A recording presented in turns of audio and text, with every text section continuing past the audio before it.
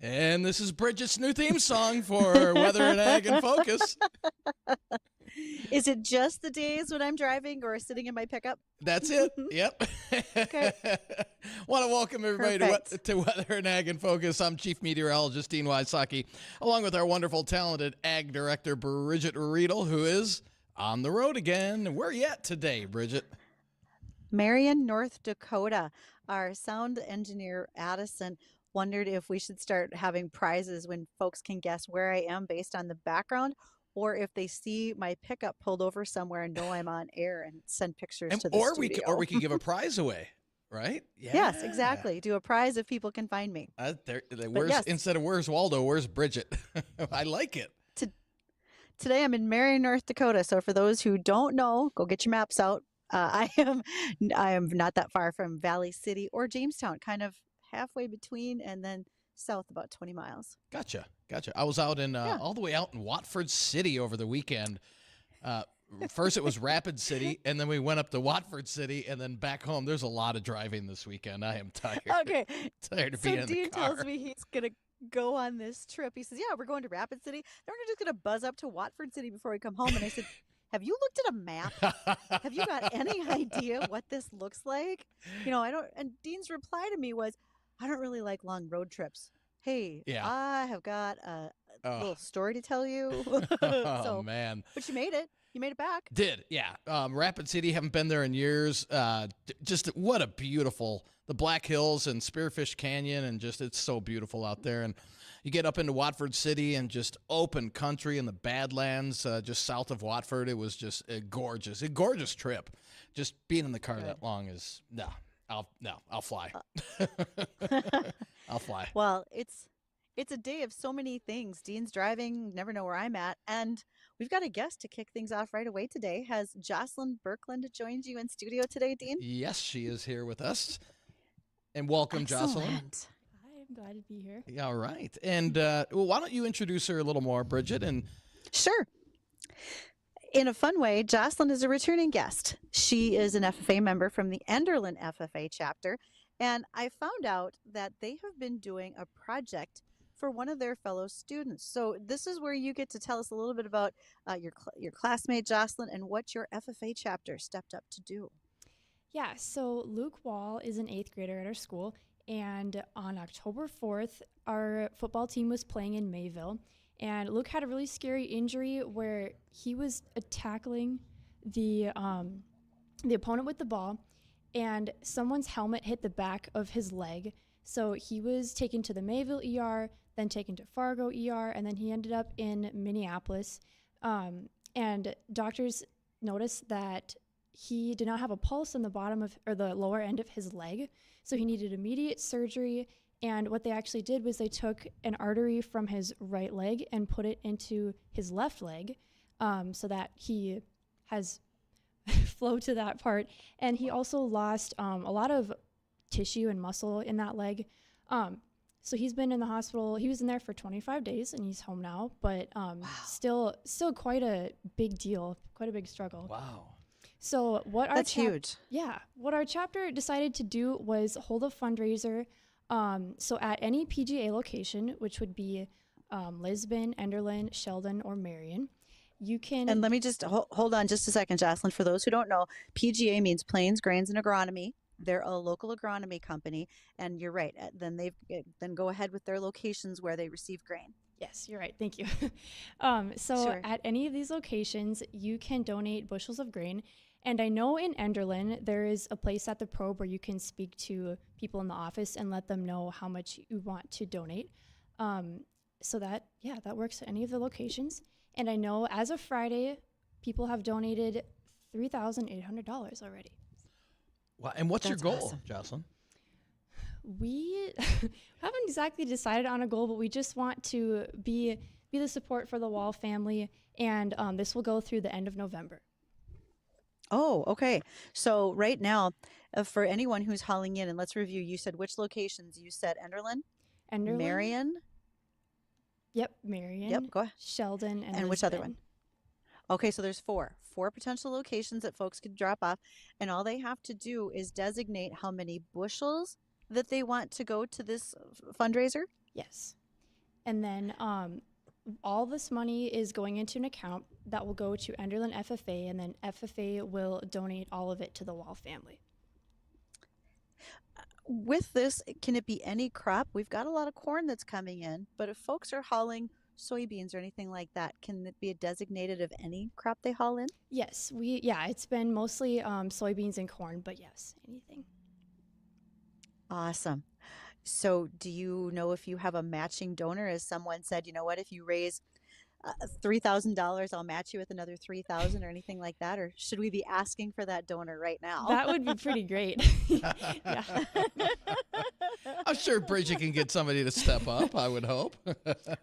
I'm going to see what I can do. And I just really have to commend you, Jocelyn. First of all, FFA helps students work on their philanthropy, meaning that it really helps you understand community service, working for others, charitable acts. And this is certainly one of them. And tell us a little bit about what you have done as a chapter, besides your work for the Wall family, but what else are you maybe doing throughout your community?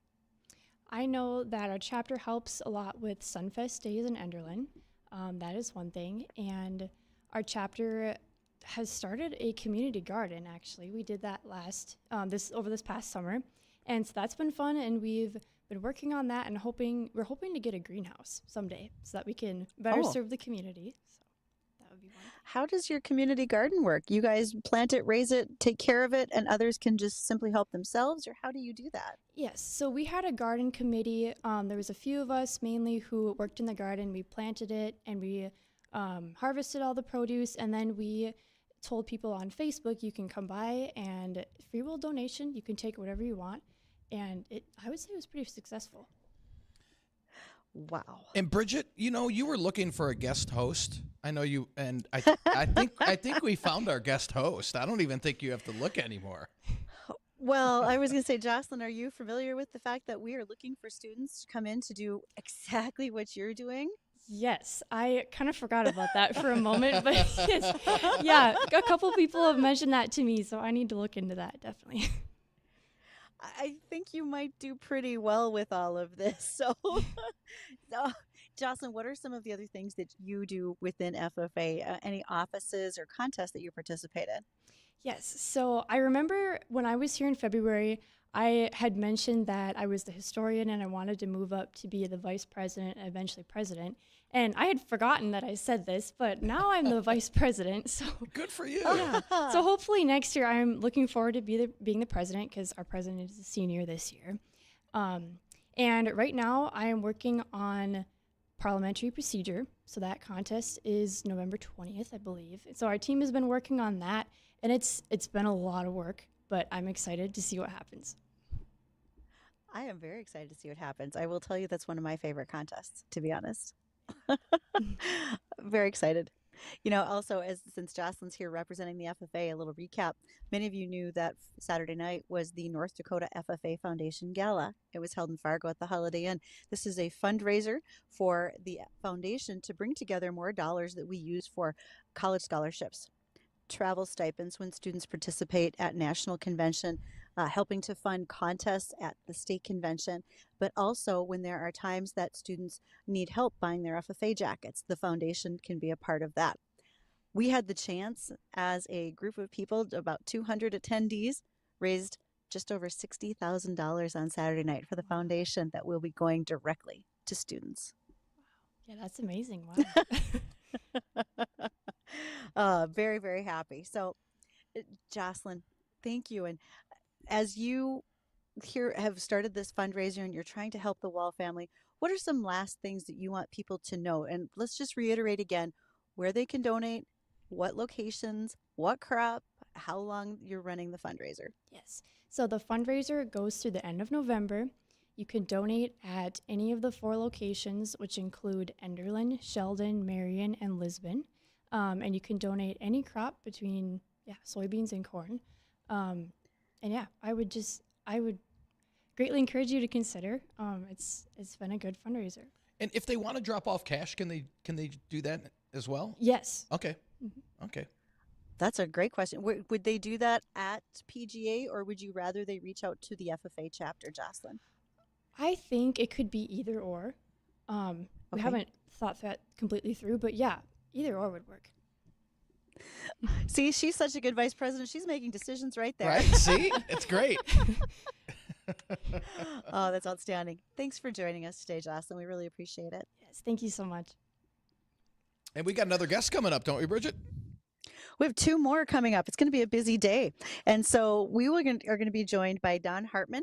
He is the president of the Outstanding Farmers of America. And then Mary Johnson. She is the National Outstanding Farmers of America Award Coordinator. What's the Outstanding Farmers of America? I don't know for sure. I know a friend of mine in Nebraska won an award from them this year, but I don't know enough. And I bet most of our listeners don't either, Dean. All So right.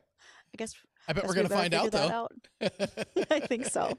I think so. So don't go anywhere. Quick break here, and then we'll be back in 2 and 2.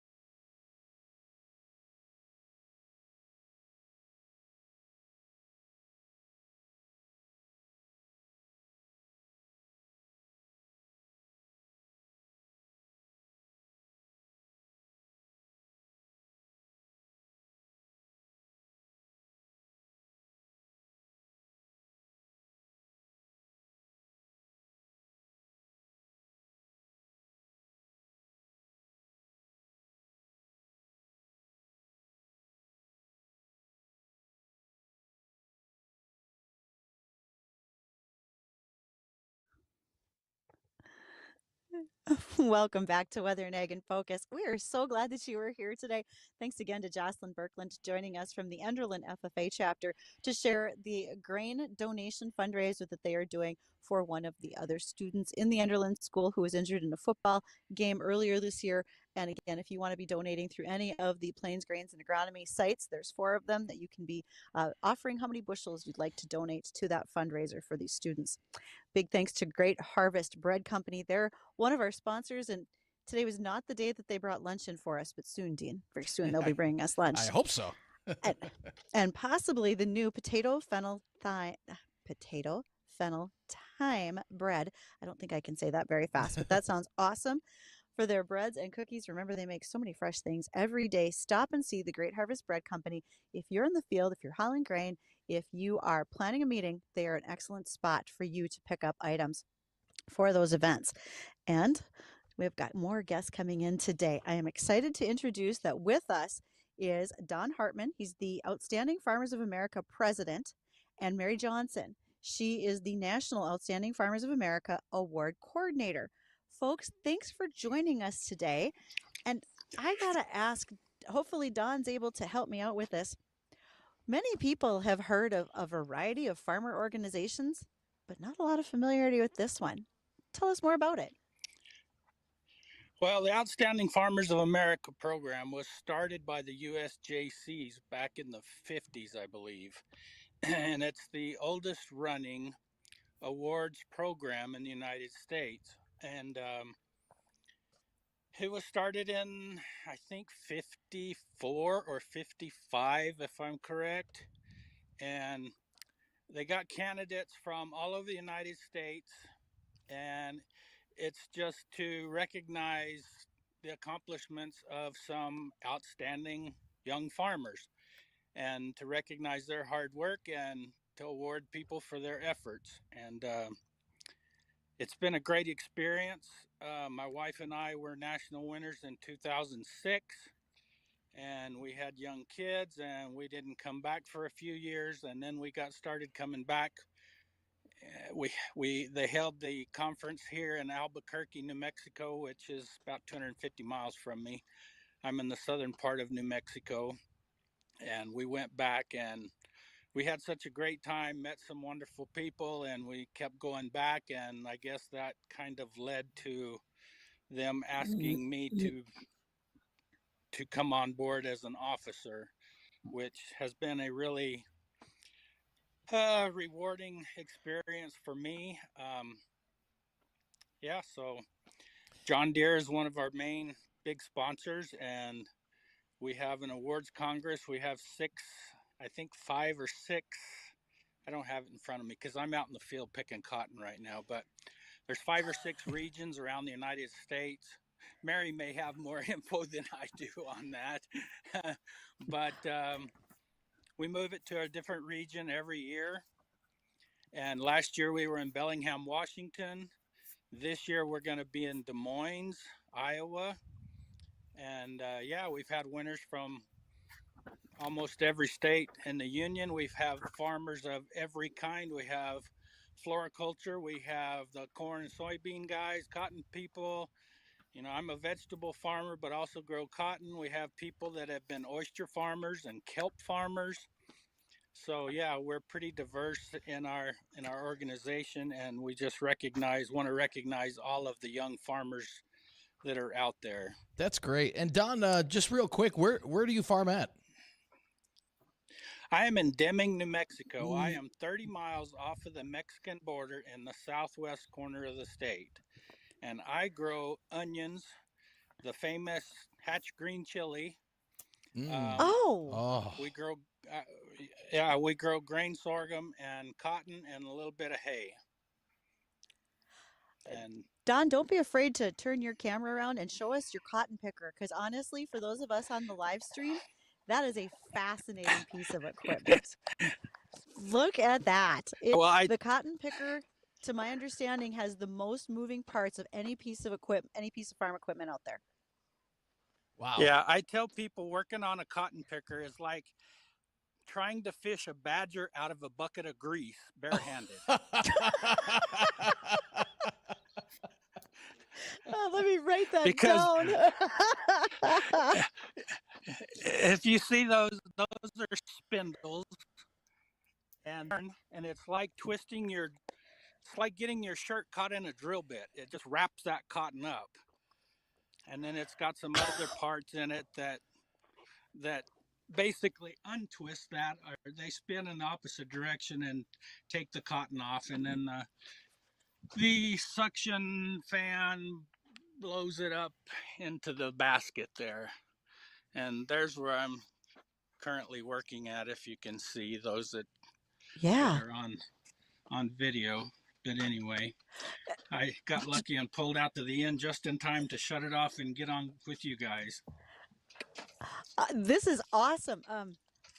Does that kick out a bale at the back, or do you just combine it and then you take it Uh, to something that bales it? this particular machine, I go to a module builder, which is like a huge garbage disposal, and it just packs it. I dump it into that, and it packs it. It's a long ways off. I don't know if you can see it over there Okay. or not, but it basically packs it into a big module bale, they call it, or a module, and then there's a truck comes out with a live bottom, and that live bottom trailer pulls it in with the chain on the floor, and then it goes from there to the gin to to get the seed out and the leaves out, and then it's packed into a smaller bale and then goes to market from there. So yeah, there's a lot of moving parts in a cotton picker. Wow. Okay, so we're going to talk about cotton yet, probably even hatch chilies and so much more. But I also want to make sure to introduce Mary Johnson. She is the award coordinator for the organization. And Mary, I've been notified that I know several of your award winners, at least nominees. Quentin Keneally is one of them. Chad and Heather Faring from North Dakota have been one of them. How do folks get to be a part of the organization and even get nominated for this type of an award? We have a nomination process. Can you hear me? Mm-hmm. Yes. Yes. Okay. We have a nomination process, and nominations have to be made by September 1st of the year. And anyone can nominate one of these farmers. In the past, it Man, has been, yes, No, that's okay. Go ahead, it Mary. has been JC members. We have extension agents who nominate people. And we have other farmers, other members of the OFA who do nominate people. So it's once you're nominated, then we go through the nomination forms to make sure people qualify, because the criteria is you have to be between the ages of 21 and 40, not reaching Mhm. age 41 by January 1st of the upcoming conference. And from the nominations, we choose 20 to 25 semifinalists, and a semifinalist form is sent out to those people. Some elect to fill it out, others decide they've got other things coming on and they can't possibly get it done. So this year, I think we have close to 20 semifinalists that I'm turning into the judges, and 5 judges go and judge these semifinalists based on their progress in their ag career, their community service, and their conservation work. And that's how we choose then the 10. We take the scores from those judges and choose 10 finalists to attend the conference coming up in February. Wow. Okay. I have a ton more questions for both Don and for Mary, and I know Dean does too. We're at the bottom of the hour, 1:30 in the afternoon. We're going to touch base on some news, but when we return, we want to continue to answer those questions. And above all, give us the questions from those of you who are listening. If you're listening and want to talk and ask some things of Don and Mary, you can reach us on the Red Wing Shoe line, 701-293-9000. And I know for sure I'm going to get a lot more cotton questions, but we also got to know where Mary's at and where she's farming. So let's get that all accomplished when we come back.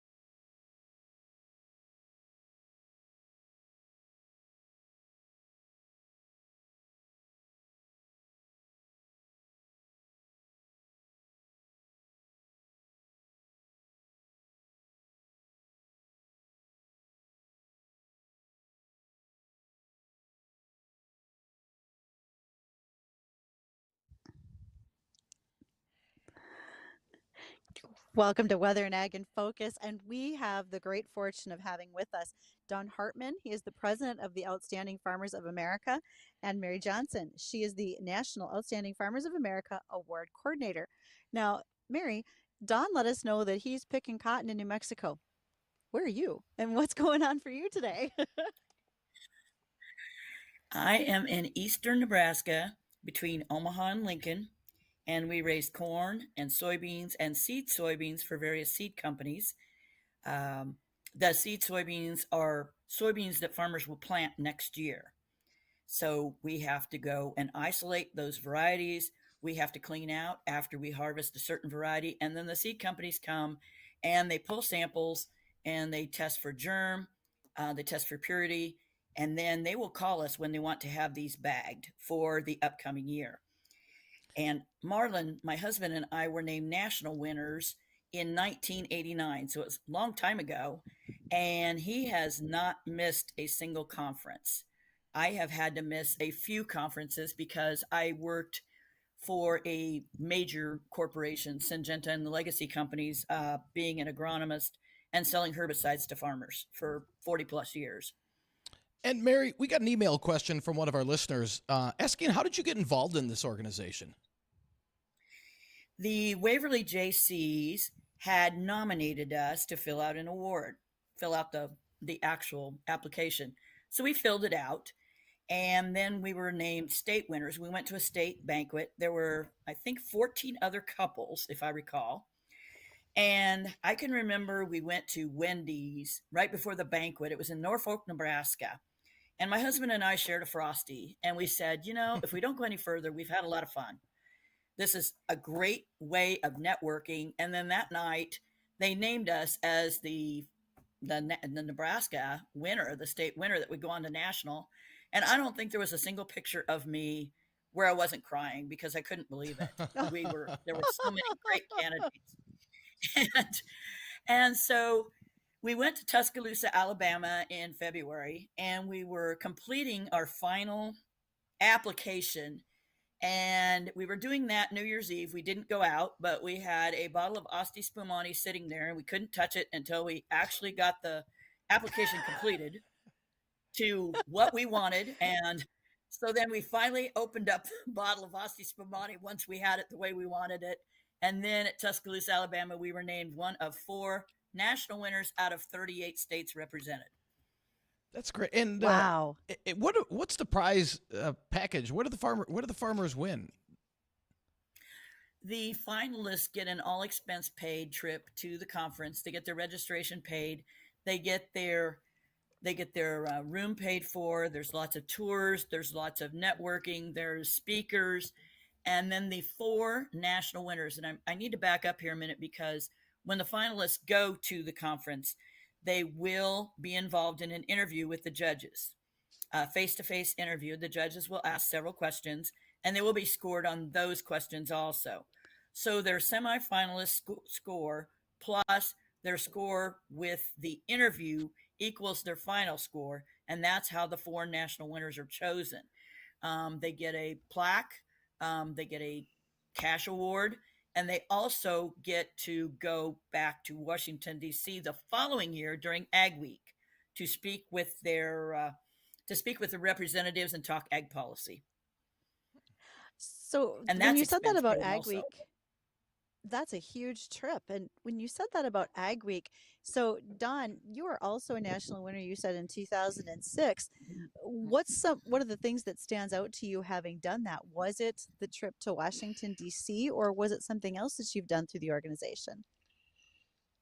Well, for me, I think the main thing that I came away with was the friends that I have made all over the country. There's probably not a state that I can't go to that I can't call someone and say, hey, you want to go to dinner? Or, hey, I'm broke down, I need some help. Or, there's just so many people, and they're good people, and they're like family now. And, my wife and I, we were heavily involved in Farm Bureau. I am now the state New Mexico first vice president. And way back, we won the Achievement Award in New Mexico, and then we participated in the National Farm Bureau Award. And it just, I love my Farm Bureau, but we had our 2 minutes in fame, and that was it. I mean, we never connected with anybody. We got a trip, and that was about the size of it. And here, you're immersed with other people. I mean, we make these candidates and finalists sit with a different couple every night so that they get to know one another and they start building bonds. And by the time that our conference is over, these people are like best friends. And we've had one of our winners last year, Carl Long from Pennsylvania, was asked by the folks at Ag Day to speak, and he did a really good job. And then I got a Snapchat the other day from a couple of people, and they had got together with Carl in Pennsylvania, and Carl's a potato farmer, and Andrew Burchin drove the other day his family to Pennsylvania to hang out with Carl. So that's the thing that to me that's what we're all about, is building these bonds. The other thing too, I can call a vegetable grower here in our area and ask questions about problems with, say, onions, for example. Well, it's a trade secret, so everybody holds their cards pretty close, but I can call somebody from California and ask them about my problem, and they'll just about how I possibly fix my problem. So it's a great thing.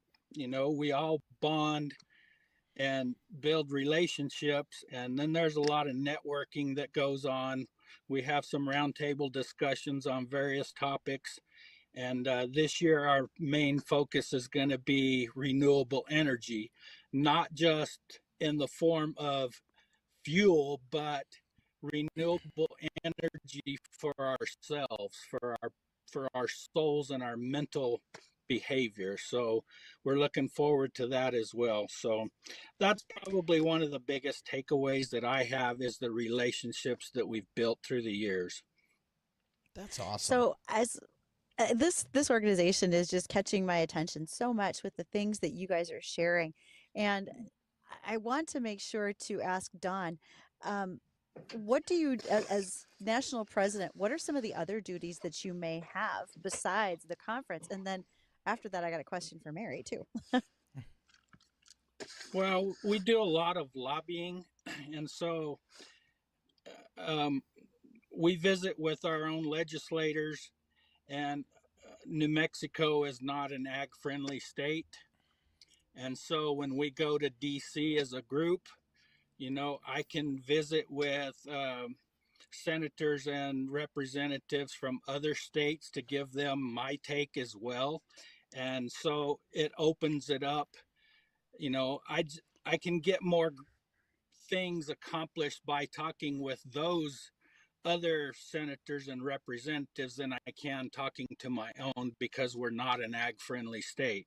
And when it comes to, when we went to DC, we visited with the, I don't know, there was 6 representatives and senators offices from different various states that we visited with, and they were very receptive to what we had to say, and we discussed the plan, immigration reform, and several other items that are on the top of my list, as well as those other people, those young folks that we were with, what their concerns about.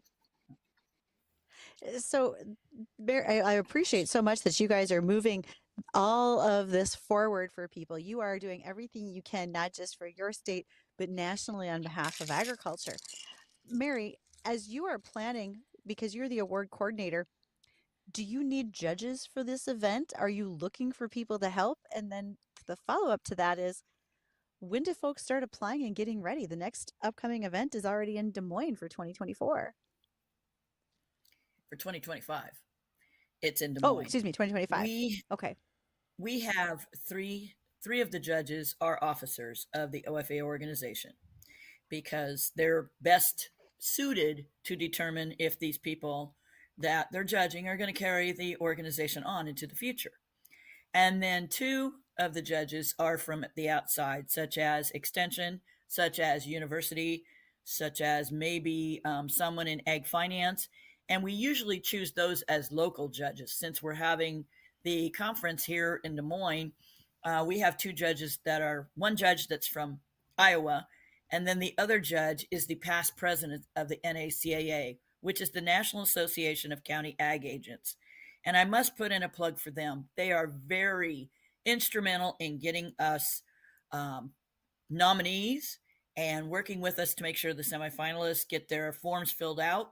They are boots on the ground. They talk with these farmers. They know these farmers. And so they've done a very good job in securing nominees and consequently then up to semifinalists for us. And I would echo what Don Hartman said. I received that same pictures and things from Andrew Burchin going to see Carl Long there in Pennsylvania. And it's funny because my job is to sell this program, and I tell the finalists, what they're going to expect out of this program. They're going to make new friends. They're going to be friends for life. You're going to be able to network. You're going to use their information from other farms to take your farm to the next level. And one finalist said to me, I don't believe you. I keep thinking you're trying to sell me a timeshare or something. and I said, no, that's not the case. I said, wait till you go through this program. That person ended up being a national winner. And they called me a week later after we got back home, and he said, I owe you an apology. This is beyond my wildest dreams. You were right. And he said, I can't believe what this program has already done for me, and I've only been in it just a short period of time. So we have our OFA friends, our outstanding farmer friends, who have, if we had not gone through this program, we probably wouldn't be raising seed soybeans to the level that we are on our farm. We have 1,300 acres of seed soybeans, and that was because of a farmer in Ohio who talked with us and explained to us how to go about doing it. We celebrate with our OFA friends. We have 4 of them coming for the Nebraska-Wisconsin game to our farm. This is what we do. I mean, these are some of our best friends, and it started in 1989. Oh, this is phenomenal. great? I am so excited. Yes. So, Mary, for folks who might want to be nominating or learn more about the organization, where can they find that? On the OF Outstanding Farmers website, it's www.outstandingfarmers.com. There is a nomination form on there. There's some information on what the Outstanding Farmers of America is all about, the history of it, how it started in 1955, how the nominees are, how everyone is judged, the judging criteria. 50% is based on their progress in their ag career, 25% is based on community service, and 25% is also based on conservation work that they've done. Oh, fantastic. So, Dawn and Mary, thank you for joining us today. Dean and I really appreciate that. We learned a ton from both of you. No Thank doubt. you. And before I do have one thing to go ahead, Mary. I do have one Oh, thing yeah. to ask you. Dean Wysocki, I think I remember you at KLKN out of Lincoln, Nebraska. Thank you. I worked in Lincoln, Omaha markets for over 20 years, and thank you, Mary. In fact, I was going to say before we close, go Big Red, and they got Thank you. We need it. they got a new offensive coordinator today. I don't know, Yes, we did. they're changing things up, so let's hope that works.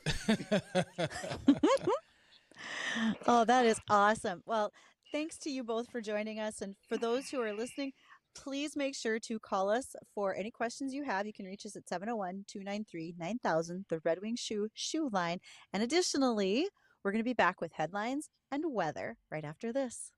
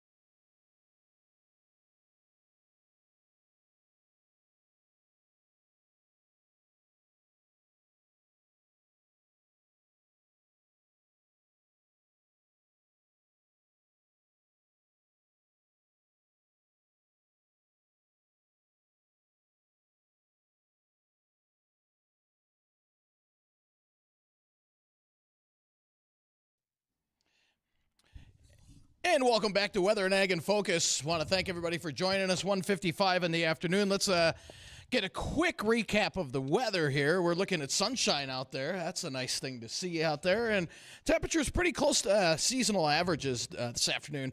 Highs right around 42. Winds will switch to the southeast about 10 to 15.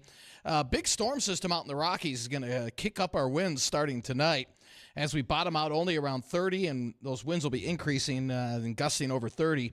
And then as we head into Tuesday, it's going to be a windy, hang on to your hat kind of day with gusts over 40 miles an hour out of the south with highs pretty close to 50. Man, we just cannot find winter, that's for sure.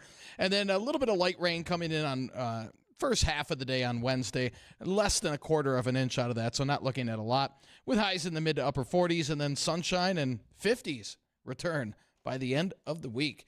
Just some incredible weather for this time of the year. And Bridgette, do you know what happened? I know you said you had a Veterans Day stat. Does it have to do with weather? It does not, actually. Okay. But I think it's a beautiful day if you're having an outside ceremony today in honor of Veterans Day. No doubt. Well, 2 years ago, I mean, it seems like forever, but 2 years ago on this date, we had a massive blizzard that basically shut down the majority of the state, where about 2.5 feet of snow fell out, let's say from Bismarck up to, close to Minot areas. And then although we only saw about 2 inches or less of snow here in the FM area, we saw over a quarter inch of ice. So, I mean, everything from the valley out west was basically shut down. Just what a difference a couple of years makes. Unbelievable. This is so much better right now. And my statistic was the fact that 17% of the U.S. population serves in the military. Of that 17%, 44% of it comes from rural and farm communities. So What percent really from have rural? a lot of folks. 40? 44%. That's 44. Wow. That's awesome. That we have really supported the military as a farm and rural community over the years. We have lots of students who choose to go into the military, or even those who are older. Yeah. That's fantastic. I didn't know the stats were that high. That's great.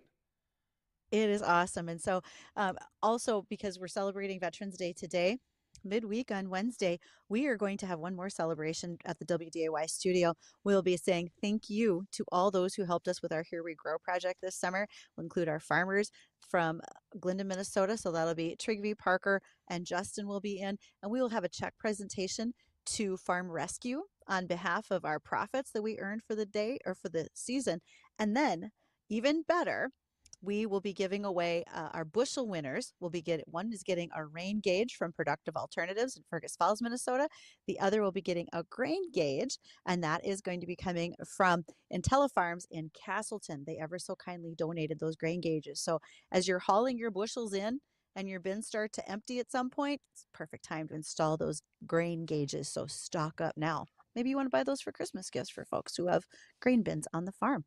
Excellent idea. That would be a good Christmas gift. No doubt about it. No doubt about it.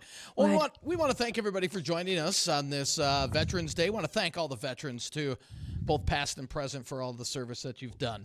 So for Bridgette and myself, again, thank you very much for joining us. Don't go anywhere. The Jay Thomas Show is coming up next.